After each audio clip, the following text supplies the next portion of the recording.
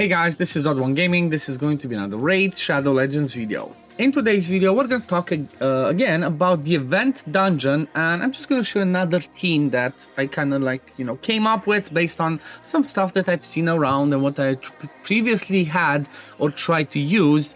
And you know what, I really wanted to give another variation because we have like 4 weeks and 6 days only left of this one going on. So most people might want to try and farm as much pinpoint as they can, right?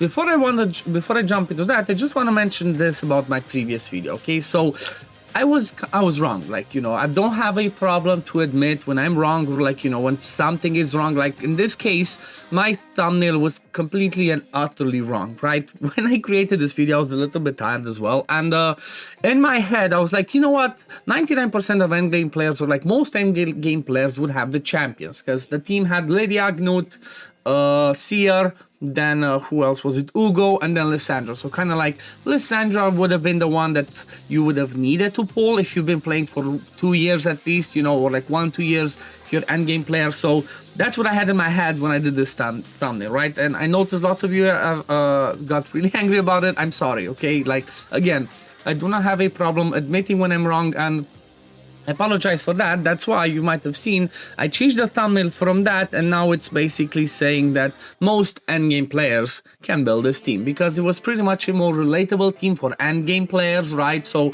if people that are not endgame are expecting to get to stage 30, that's not relatable either from my point of view, right? So that's why I called it most endgame players. And when I'm talking about endgame players, it's people that can already do 1 key on everything, beat all Doomtown rotations, 1 key Nightmare Hydra, you know, all pushing all the endgame stuff, right? So that was kind of the case. So I just want to get that out of the way.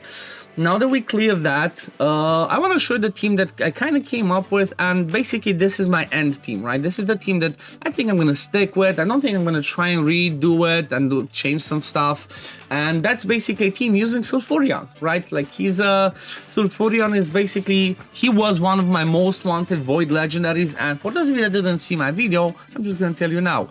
I pulled on Friday lots of Voids, like 43, 45, whatever I had saved up. And I got no legendary, so that was no luck for me. Then on Saturday, got no voids. On Sunday, I actually got 2 voids from the clan boss. I said, you know what, let me just pull 2 voids, and I actually got myself the first void. The first void shard was Ursula. The second one was actually Sulfurion. So that was pretty lucky and pretty amazing for me. And you know what, I was really excited because he was my most wanted, especially because I'm using him in my Hydra team with only lizards that kind of uses what's his name? They kind of uses like Aetiox. But we're not talking about that, we're talking about this team. So first of all, let me just run this team so you see how it works. And I'm gonna mention from now, it's not 100% team, okay? This team is not 100%. It can fail. I think if I don't land more than 1 burn, or if I land, or if I miss, so if I miss 2 burns, it's definitely gonna fail. But if I miss only 1 burn, and some of the RNG, like, you know, the third meter or whatever other stuff happens, I can still fail this. You see the way that this one works? They do get a turn, they do get to hit me once, and that's because of the way that this team is built. The problem with this team, or like not the problem of this team, but the reason why I cannot do this team a little bit better, like you see here, I had my best being 8 seconds, is that's the team that I had shown the first day that it came out, and I was using double Gnut, that was using Marius, and I think like another max HP, Cold Heart and something like that. And I was basically just boom, boom, boom, one-shotting the boss, right? And that's it, you know, moving on with your day. The problem with that is I had to have my Gnut, right, both of them be over 270 speed because I didn't have a speed lead. But the issue with that is, if I had them over 270 speed, then I could not do my team for Sand Devil anymore, right? Because for Sand Devil, I kind of use both of them as well, right? I use Gnut 1, Gnut 2. So that was a problem, because if they're faster, they go before the boss wakes up of the slumber, and it makes it fail. So I had to come up with a way and a team that kind of makes the event dungeon easier. That's how the Lissandra team came through. But now this team is actually relying on the fact that Sulfurion, when he does the AoE HP burn, he places them and he activates them. The bad part for this team, at least not for Hydra, but for this dungeon, the fact that he puts shields. Obviously, when he puts shields, Valkyrie's passive kicks in. She gets turn meter boost, and obviously that's where she goes before my Gnuts go. And how does Sulfurion help? Well, it's all about the passive, right? Fills the turn meter of all allies by 5% for each HP burn placed, right? So doesn't matter that my people are slower, right? They are under. The Gnuts are under 260 speed, Sesia's under 270, and same thing for Artek, he's under the 270 mark, which is the fastest that they're having, and that's how it helps, right? So Sulfurion pushes the turn meter and allows me to go in front, right? So because of the Valkyrie passive, we lose 5% turn meter, but we still gain the 15, right? Because the Valkyrie passive, this champion's turn meter will be increased by 10% each time an enemy places a buff. Enemy champion will have their turn meter decreased by 10% for each buff they receive. So basically, we're losing 10% turn meter because of the shield, but then we're gaining 10% because of 4 burns. If it's only 3 burns, we only gain 5%, and I think that's where it becomes tricky, right? Not getting that turn meter, that's what it makes it fail. The team that would make this even better though, or the champion that would make this even better, would be somebody else that places HP bar and activates them, and it'll be somebody like a Gizmak. So I guess, you know what, I could try and search, but it's not going to show me on the same skill. There's very few champions that actually do that, but Gizmak is like kind of like the MVP for that if you had him, because what he does is, as you go into the fight, he places HP burn, right? This one cannot be resisted. You don't need accuracy if you have 100% crit rate. And then when he gets a turn, you do the A2, he places HP burn, he places decreased speed. So, you know, he's the perfect one for that. But if you don't have him, this one works pretty much like the way it does. Another thing that, like, maybe this could work, I guess, should I just try it for the sake of, you know, let's just try it for the sake of content, okay?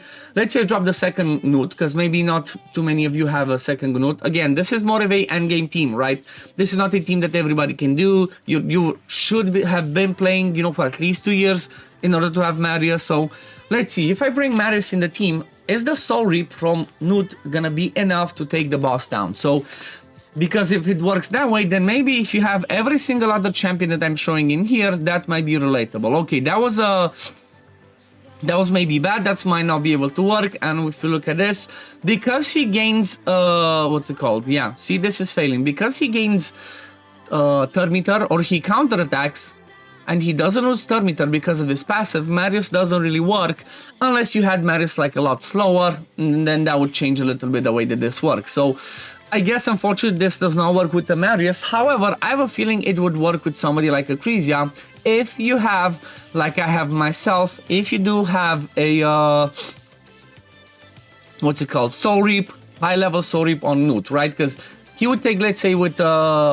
Acrisia, the HP would go a little bit lower, and then when Gnut comes, he would take, let's see, the boss at least through here, and then because I have a 5-star Soul Reap, he manages to just take it off. So that, let's see, can I still come back from this? No, I think we're just gonna be killed by Thorvald. Yeah, so unfortunately it doesn't work with Marius. Maybe if I built Marius again, I built him stronger and I made him a little bit faster. But I guess, let me just show you the presets and the way that I have this team going. So, first of all, when we're talking about Sulfurion, he has to be over 270 speed, right? 275, 280, so he goes and does the burns. Also, you need to have around 500 accuracy. Keep that in mind because it's high requirement.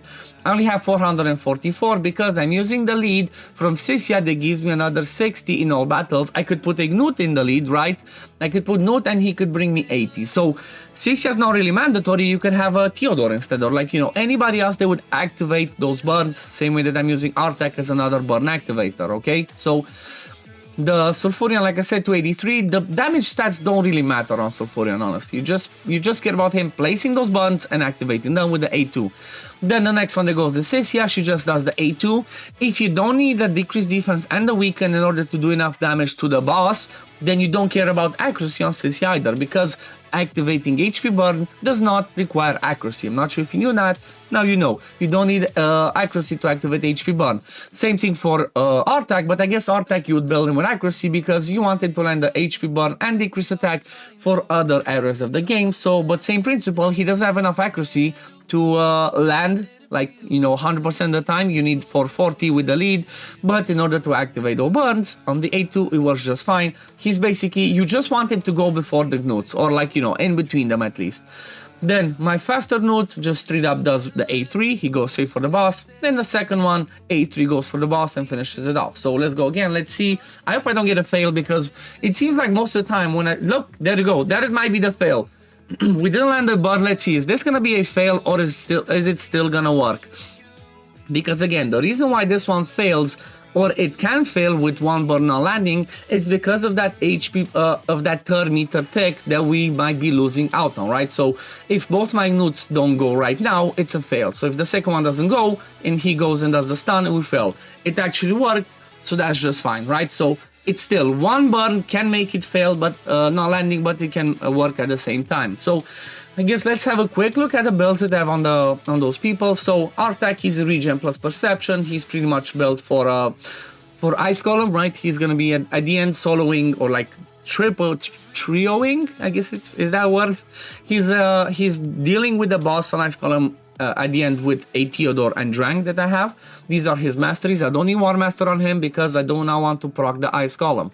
Then Sulfurion, he's actually in 6-piece Merciless. I try, you know, you don't need this. This is just what I try to build on him, so he's as efficient as possible. For my Hydra team, when it comes to masteries, I put War Master and then down the support tree. Cecia, again, I honestly, you don't really care about masteries on Cecia or Theodore or whoever's gonna be your other HP burn activator. She's just perceptions and then some refresh accessories, basically with the right speed and some accuracy. You know, again, you don't really need accuracy, maybe because activating those burns does not require accuracy. Then my slow newt, he's in lethal, okay. These are his stats: 100% crit rate, 5.5k defense, 262 crit damage. You don't care about accuracy for this specific fight. Fully booked, he does have Giant Slayer, and then the faster one, pretty much the same thing. Fully booked as well, he does have Soul Reap, even though you saw that we don't need the damage from the Soul Reap.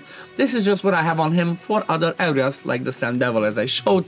Again, he's in lethal and have some offset pieces, and then I guess this one I should try and just, let's see, can I re-roll this into a defense percent? That would be nice. Yep, there we go, first try, I'm gonna max it. Why not get a little bit more defense on him, right? And now he's running at a little bit more defense because his crit damage is high because of the awakening, right? Having a 5-star awakening gives you a ton of stats. Look at this, crit damage, accuracy, defense, attack, HP, lots of good stuff. But I hope you enjoyed this video. Again, I'm sorry about the video on the other day. It was a bit late. My mind and my head was on something else when I created that thumbnail, so I was wrong. Again, I'm sorry, I was wrong. I don't have a problem admitting when I'm wrong. And yeah, I just wanted to show this other team because I really, I like it. I like it, it's pretty fun. It's not 100%, but it works for me, it works just fine. But yeah, anyway, this is gonna be it for today, guys. Thank you all for watching. As always, if you do enjoy my content, don't forget to like this video, subscribe to the channel to see when I upload next, and we'll see you on the next one. Peace, love, take care, everyone. Bye, guys.